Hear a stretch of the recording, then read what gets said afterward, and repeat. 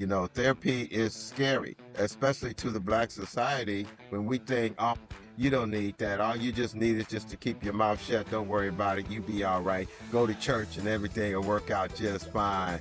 You know, work overtime on the job. You'll be okay. Get you a good woman. Everything will happen just fine. You know what I mean? We lie to ourselves without accepting that we do need help. Welcome to Mended Men's Conversation, life lessons of legacy, where real men have real conversation. I'm Anthony And Washington. I'm Titus Garnett, and we're here to dive deep into the struggles, victories, and lessons that shape us as men, from mental health and fatherhood to faith, identity, and purpose, breaking the silence and starting the conversations that matter. We have over 12 years of professional experience and over 140 years of combined life experience as fathers, sons, brothers, husbands, friends, educators. We are you. We know that healing starts with honest dialogue. So let's get real. Let's get ready. Let's grow together. This is Mended Men's Conversation. Let's dive in. Welcome to Mended Men. My name is Titus Garnett. And I'm Anthony Washington.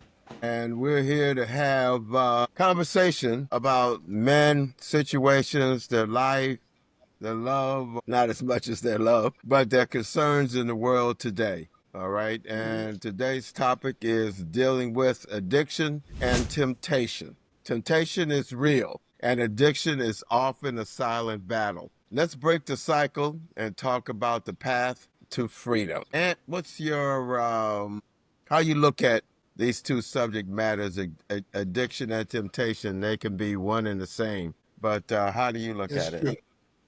Addiction, put it like this, addiction can be, is widespread. When I say widespread, because we can be addicted to almost anything. Drugs, sex, alcohol, eating, food. I mean, we can be addicted to stupidity. You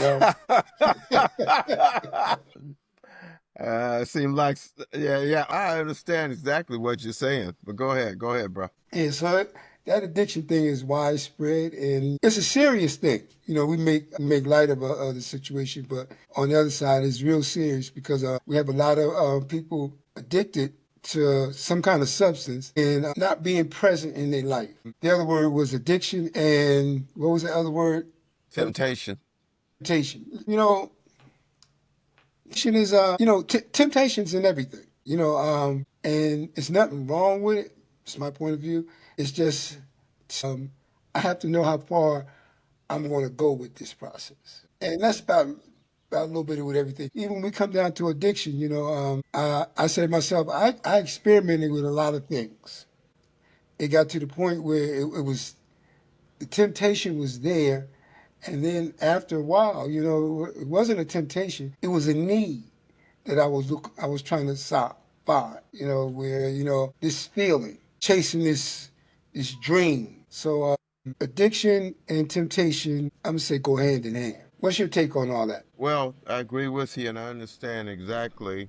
Also, I look at it as temptation can be triggers to an Right. addiction. You know, when you're feeling lonely and you see that bottle of Jack sitting over in the corner. Now that temptation is man, all I just need is a little bit of shot. I'll be okay. And that shot may strengthen your addiction.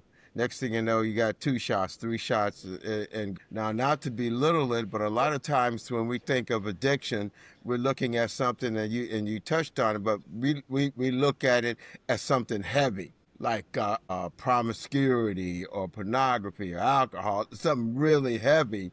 When an addiction could just be sweets. It could be a TV program. Man, I don't care what the hell's going on in the world. Just don't make me miss my American Idol, right? Don't make me miss my Monday Night Football, all right? And you look at that and say, no, it's just something I like. No, that is something that is created. It's a habit. An addiction is a habit that once you continue doing it, it becomes a part of you. Now, they would say that when a person is like losing weight or anytime you want to make a change in life, if you do it for 30 days in a row or consistently for a month, now it's a habit. Now, that habit could be good or bad. Now, what's the Right. trigger for that habit? It could be, oh man, I see somebody working out. I need to go work out. All right. I'm hungry right now. I know I need health food, but a Snickers with show hit me just right. And a TV commercial could be that trick for that addiction. That's true. All right. So we have to be careful. I was having a conversation with somebody not too long ago and said, you got a habit of thing you do, you need some therapy on it. You need to talk to somebody about this. No, it's not. It ain't that bad. It's just something I like to do. I said, yeah, but you're not looking at the result of what you're doing and how it not just affects you, how it affects people around you, you know, and you don't see it. That word you said, sometimes I dwell on that, because like and need, or Yeah. what they say, need and want. Uh-huh. Do I really need this distraction? Because that's what it is. Yeah. It's a distraction for me being focused on taking care of myself. I mean, you mentioned like working out. Now, that could be a habit. That could become a habit.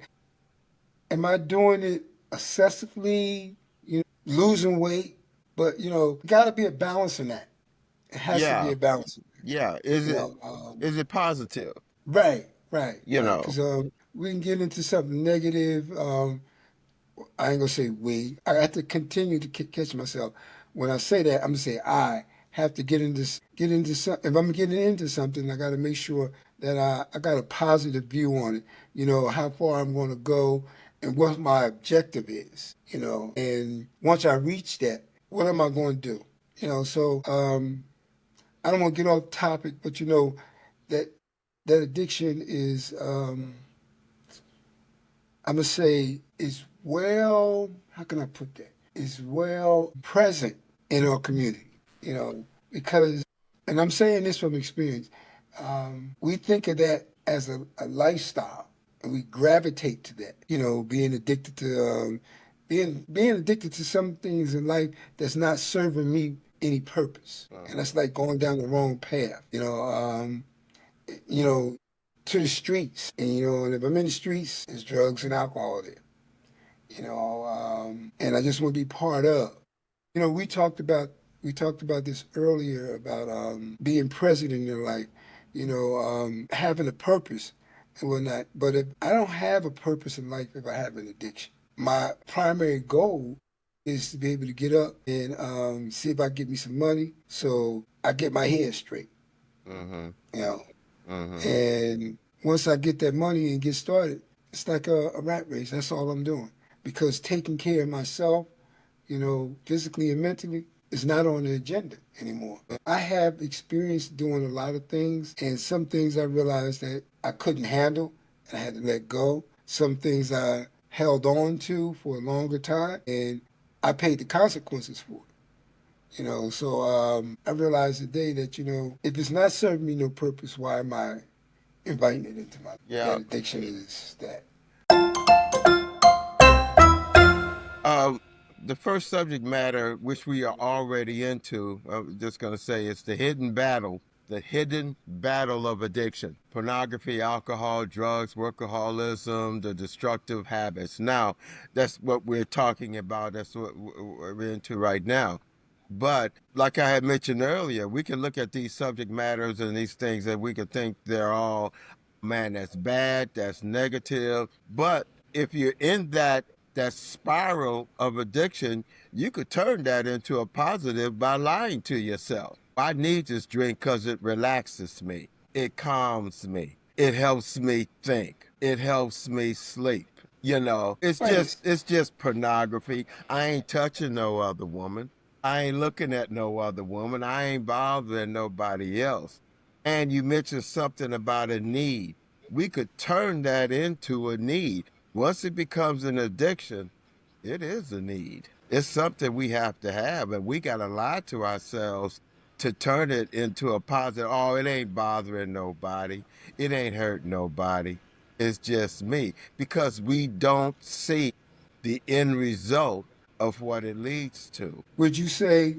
I would say versus being a need, it's just a want. Well, I look at it when it turns into a need, it is a want. Okay, because you do it. Now the conversation we have is not the idea of right or wrong, it's how we look at it from a point of view. You can even look at it from your own point of view, or something you didn't think was an addiction, but like some people say, I want some sweets right now. I gotta have some sweets. I want some sweets. Don't worry, it ain't gonna Do harm. I need it? But do you need it?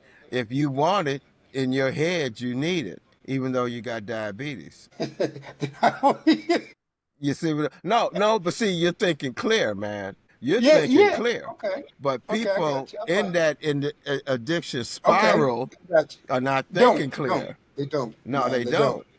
No. Just this one joint. Just let me roll this one joint. I'll be cool. I'll be all right. I'll be relaxed. And then next thing you know, you in the street talking shit. All right. Then you get busted upside your head.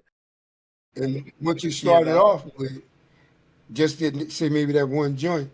It done turned in 6 or 7, and then you put something else on the side of it. So it's an ongoing thing. Yeah, but haven't you also said something to somebody about anything and said, "Whoa, whoa, you don't need this, man. You know what the lady or whatever, you know that's going to turn into. Well, I want it anyway." You get that response.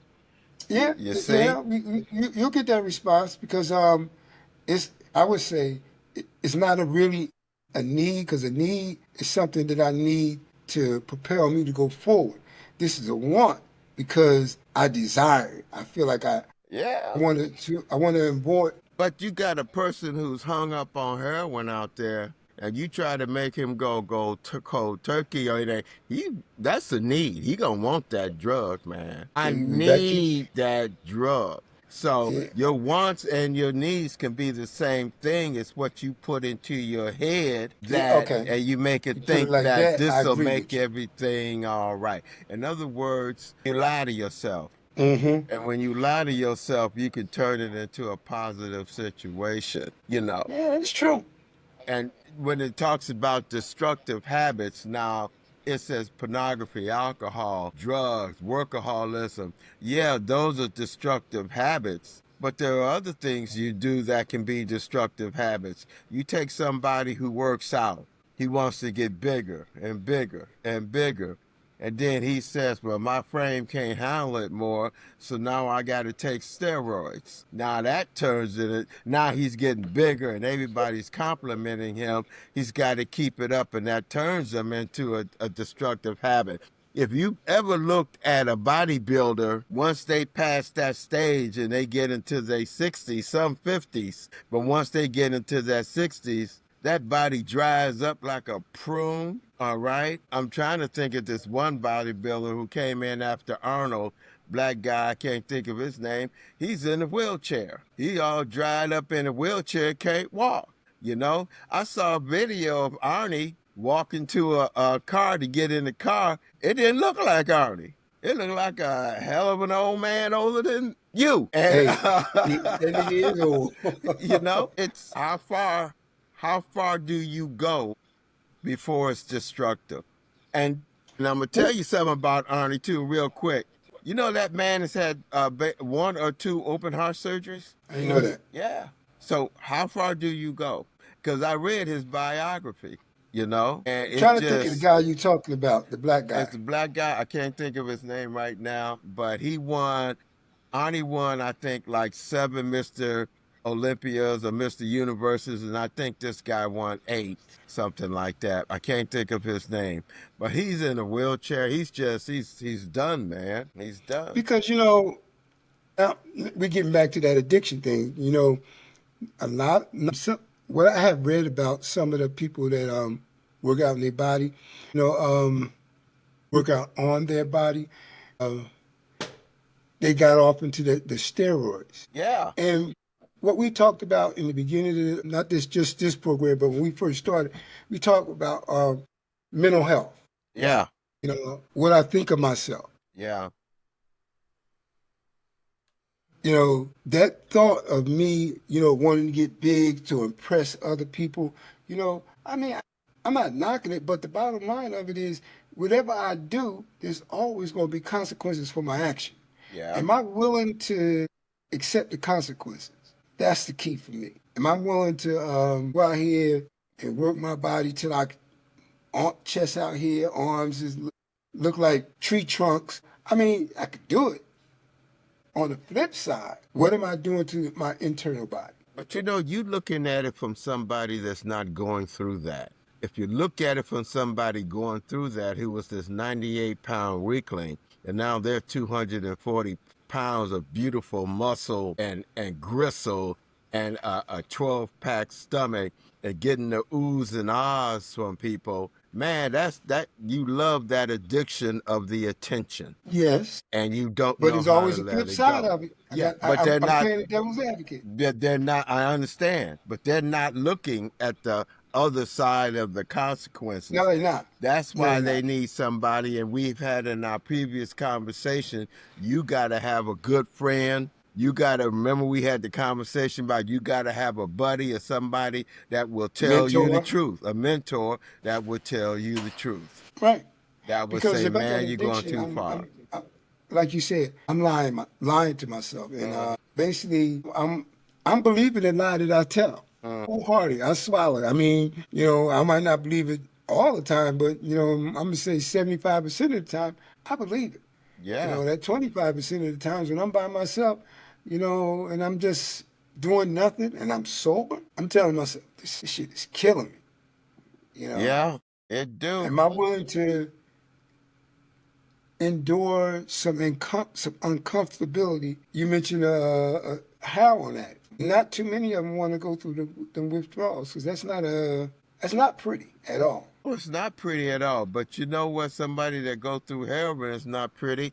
Somebody who go through steroid addiction, that crap ain't pretty either. No, Alcoholism, it ain't pretty. Coming down off a spiral ain't pretty at all of no, nothing. it's not. And even if the attention span, you look at a lot of these movie stars, once they get older and they don't get that attention, some of them can't handle it, but some of them they don't know how to wind down from that attention. You're not that 23-year-old pretty boy or gorgeous woman anymore, or your thing of it is maybe you never were, but you had all these people telling you you were, and you liked hearing it. Yeah, when you say that, you know who I think a perfect example is Dennis Rodman. Yeah. When he came up, he just went like crazy and went dead broke. But today, his Uh-huh. experience taught him something. He got money now, and he ain't hurting for nothing. Yeah. But that's that's one of them stories that you hit rock bottom and you survive. And you do. And one of the things I see is a lot of these women who are just drop dead gorgeous when they're young and they can wear anything and look hot and sexy in it. And 10 years makes a difference. 10 years later makes a difference. Now I'm going to be even worse than that. 10 years after that can be pathetic, And it's the same thing with these guys. They all want to look like growing up in the 70s. Everything wanted to look like Superfly. What's his name? Ron. I can't think of his name. Ron O'Neal. Ron O'Neal. Everybody wanted to be Superfly, But if you ever seen that movie, I'm Gonna Get You Sucker, when that guy came out of the jail and he had the big hat on and the suits with the shoes with fishes in them, and everybody was laughing on him down the street, and he thought he was smooth as silk. He realized, hey man, that game don't pass. Yep. So addiction, this can be really troubling for any and everybody if we take a look at ourselves and say, wow, I need to be honest with myself. Look in the mirror. When I look in the mirror, I see all my 35 years old in the mirror. And it's tapping me. And it's tapping me on the shoulder saying, Negro, look again. But the thing of it is, we're blessed when we're able to take a good look at ourselves and understand, wait a minute, when those times has passed. We're going to go on to the next one. Why men struggle in silence. Fear of judgment, shame, lack of support. Now, Yeah. let me ask you, is why men struggle with addiction, in silence? Is that what it's asking? Or what do you think? How you want to look at it? I would say why men struggle, period. Because diction can be a part of it, but that's why men struggle is really broad. Mm-hmm. It covers a lot of things. Yeah. We talked about, having that support network, you know, around me, or, having a healthy self worth of self. That can lead to my struggles, you know, and mention to the fact that, having therapy Yeah. Mm-hmm. is important, but I think still today there's a stigma on seeking therapy. Yeah, it is. Very much so. Very much so. Because you feel that you have to accept failure, weakness, that you are not as perfect as you think you are. You got to tell somebody secrets that you hate to even tell yourself, or you hate to be honest with yourself. Therapy is scary, especially to the Black society when we think, oh, you don't need that. All you just need is just to keep your mouth shut. Don't worry about it. You be all right. Go to church and everything will work out just fine. Work overtime on the job. You'll be okay. Get you a good woman. Everything will happen just fine. You know what I mean? Oh, we'll lie to ourselves without accepting that we do need Help, help and independent help. you Because know, all those things you name is something that we use as an excuse not to start with self. I need to repair myself. I need to look at myself, good and bad, you know, because even having a woman ain't gonna get you right. That could make things even worse. yeah, yeah. And maybe that title should be Why Men Struggle in Silence and Deny Therapy. Maybe we should say it like that because of fear of judgment, shame, lack of support, And That old sometimes, lie that we believe that yeah, men don't cry. right, right, because you may tell your boy and your boy may say, "Oh man, you a punk. What you crying for? What's wrong with you?" All right, and then blow your game out in the street. So who and that's going into the next one, which is accountability and support systems. How to build a network that encourages healing. Everything we have a tendency to talk about flows back and forth to each subject matter that we talk Connected. about. It's all connected, you know. And the fear of judgment, who do you trust? Because sometimes you just got to let it out. And sometimes if you don't have somebody to let it out to, you're going to let it out at the wrong time. And the most of the time when people let stuff out, it's at the wrong time because they blow up. And Yep. when you blow Not up, that. everything starts coming out of your mouth from the past and beyond. Because I'm no longer thinking about doing the right thing. I'm thinking about getting back. Yeah. Getting back at you for the things I feel that you done to me. Mm-hmm. And when you blow up, you're not asking for help. You're angry. But the other person, if they wise enough and see it, they'll see you asking for help or that you need help. All right. But when you're angry, you're looking to take it out, like you said. You're looking to take it out on somebody. Hmm. You know. I'm looking for that word. They say revenge. Yeah. In my head, I tell myself, I'm gonna make you feel the way I feel. Right. I screwed up inside. I'm gonna Right. share this feeling with you. And they'll get all Nah, right. you don't. They can't get it.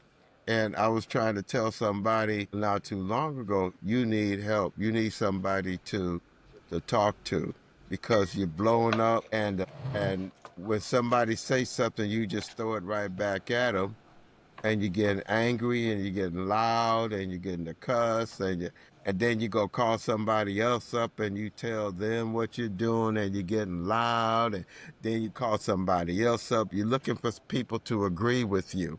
And none of Somebody them that have the courage to tell you you need help. Or whoever told you that, he told you that, well, he's right. You do need help. They're just looking for someone to agree with them. Right. I gotta feel comfortable, even though I know that what I'm doing is wrong. Yeah. You know, and that's that mentality we would like to erase. I say erase is not a good word. I say that mentality, what I want to do is get rid of, because I know even though I get rid of it, there's a part where I also can grow from that, you know, and that plays a part and part of it too. Am I willing to look at the part that I played, the things that I've done, and how can I do this and get different results? Yeah. These are the questions that I'm going to debate over in my head and on the computer, wherever.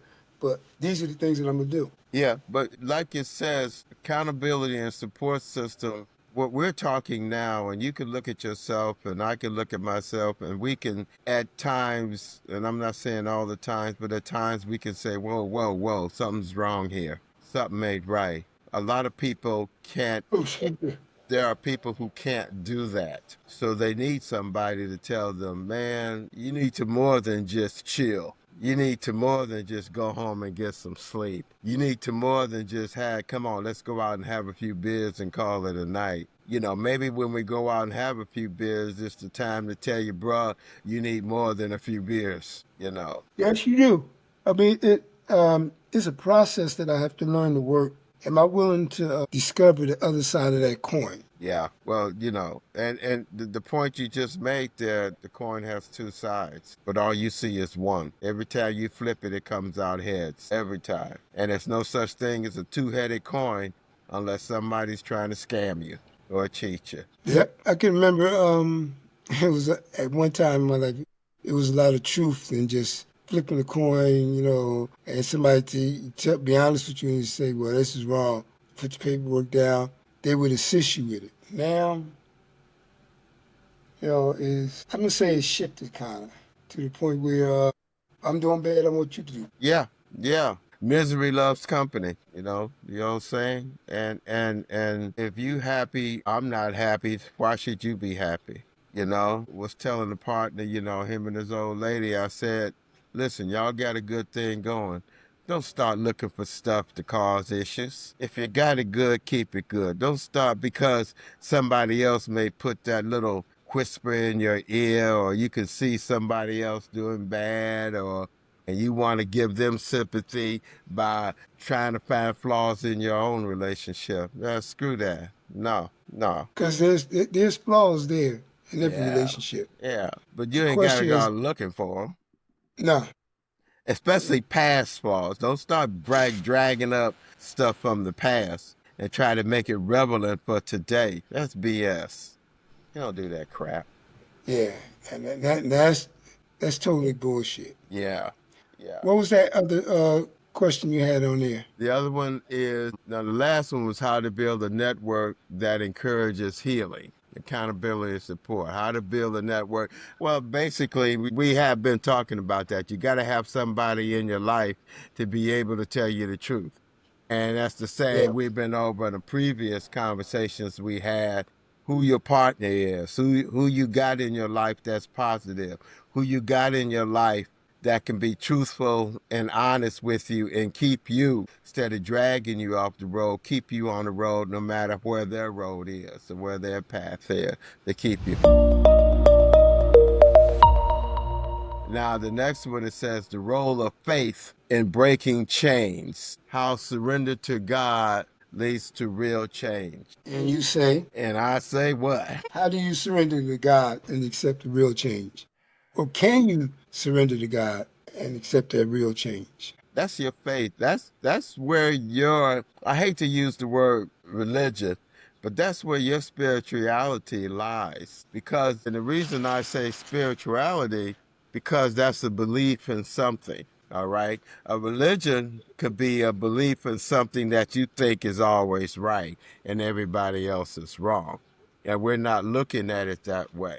We're looking at, you have a something more, a belief in a power that's higher than you, stronger than you, all right, that affects more than just your mental or physical. but address your spiritual, something deep within, and being able to. But you know, Anthony, it may go back to the last one to have somebody bring that up to you and say, man, you know, what's your spirit say? Trust in God, you know? They may need to bring that up to you. How do you look at it?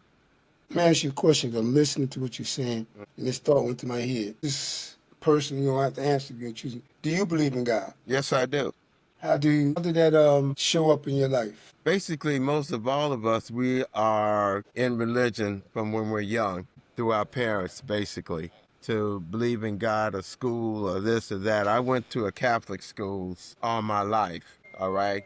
And people look at Catholic schools and they say, well, you got the Pope and you got this, you got that. But one of the things that I got out of Catholic schools, it made you research, but it also made you question. And what the first thing you question is your life, your church, your religion, your strength. It's just the way I see God. Am I being told to see God one way? And do my heart tell me it's more than just that?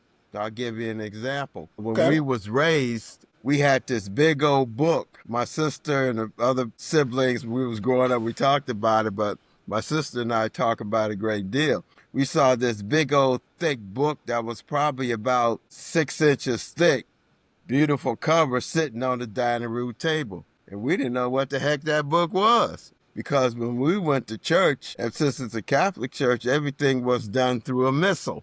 We had a missal, church missal, and all the biblical sayings that they wanted you to know was in that missal, what you say during mass, what you say during funeral, all this and that. And one day we opened up that book and we realized it was a Bible.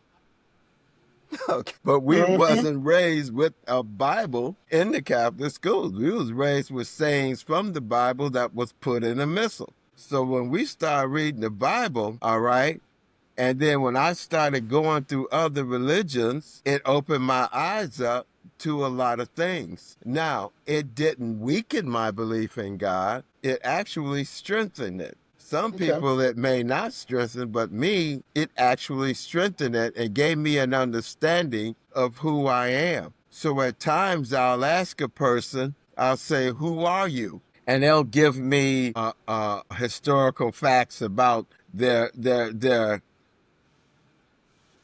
Personality. personality, their upbringing, their DNA. My parent, I'm from Africa, I'm this or that or whatever.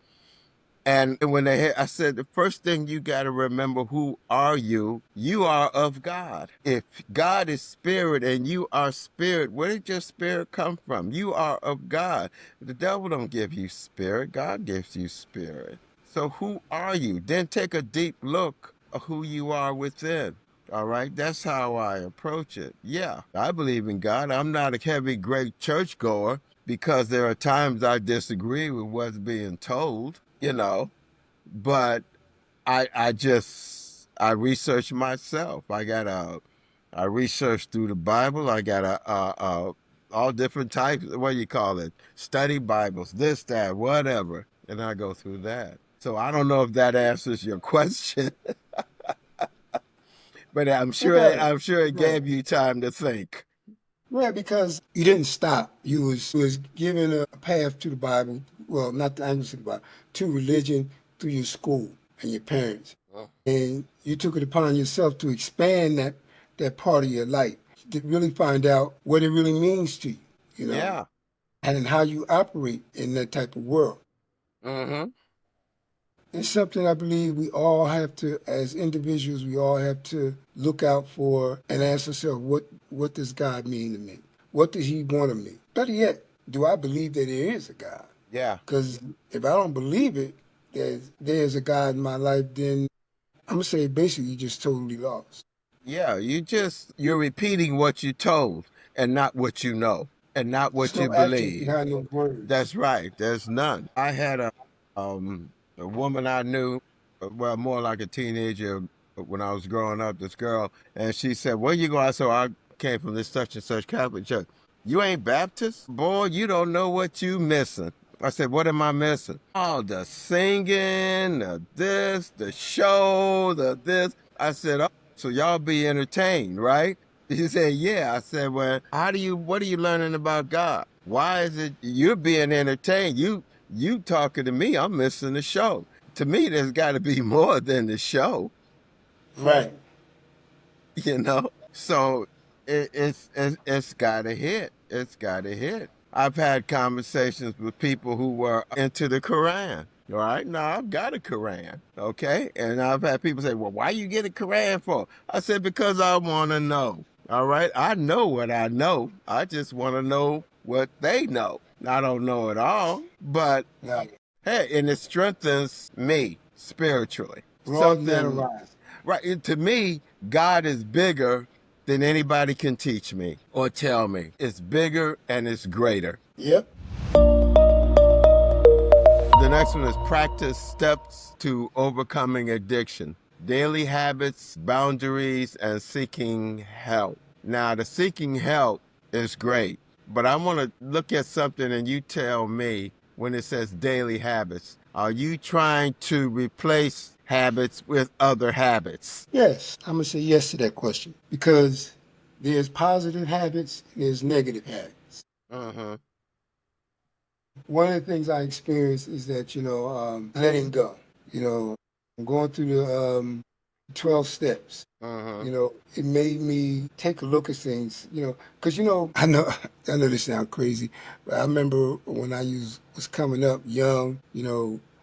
One of the things I used to think when I had my house, I want to have all these drugs, these alcohol in here. So when I have people come to my house, I can entertain them, give them something to drink. Mm-hmm. But my experience is that when I thought like that, it was a good intentions to socialize, Mm-hmm. but I wasn't there mentally. I wasn't there and ready to operate in that world like that, and didn't have full knowledge of the other side of it, what it brings.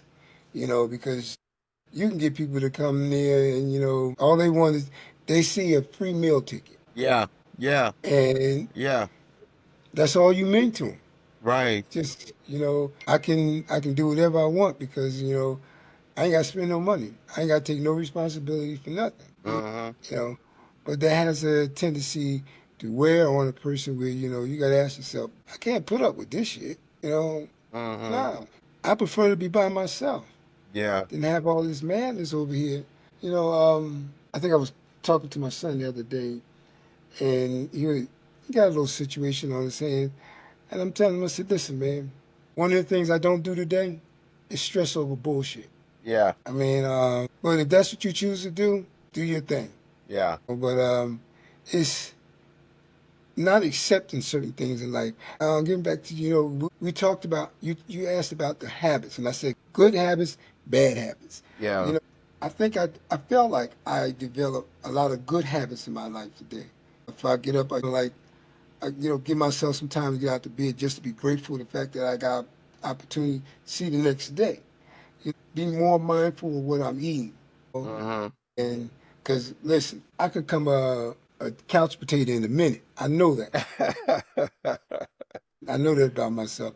So I choose not to do it. And when going doing something, I learned that I need to take my time and do it Yeah. because I want to get it done right. I want it to look good. It's not about, and it's not. This is not for to impress other people. This is for me. Period. Yeah. Yeah. And see, one of the things I'm learning is that just taking my time. There's no rush in all of this because when I do rush, the consequences don't work out in my favor. So I think habits can be a good thing and a bad thing. It's just it all depends on how I look at it. Yeah. I can look at it in a negative way, or I can look at it in a positive way. And I gotta judge it on the results.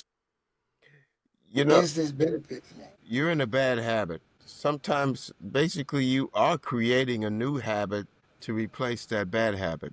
So, in How's other that? words, you got to find a way to not make that habit necessary or meaningful to you anymore. So, you have True. to create something to take its place. Now, Yeah. that thing you're creating is basically will turn into a habit to replace what you've been doing. In other words, if you consistently need to upgrade your mindset or your spiritual set, you have to put it into effect and make it consistent, Yeah. you know. That word consistent is, I think, is important also because I need to be consistent in the things that I do.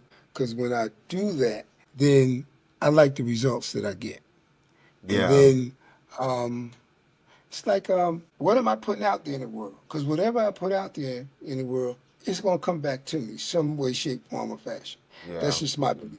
So if put something out there, I need to make sure it's worthwhile.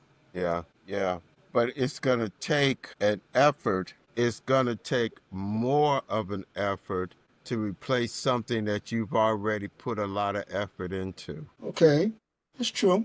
you know. And But is it worth it?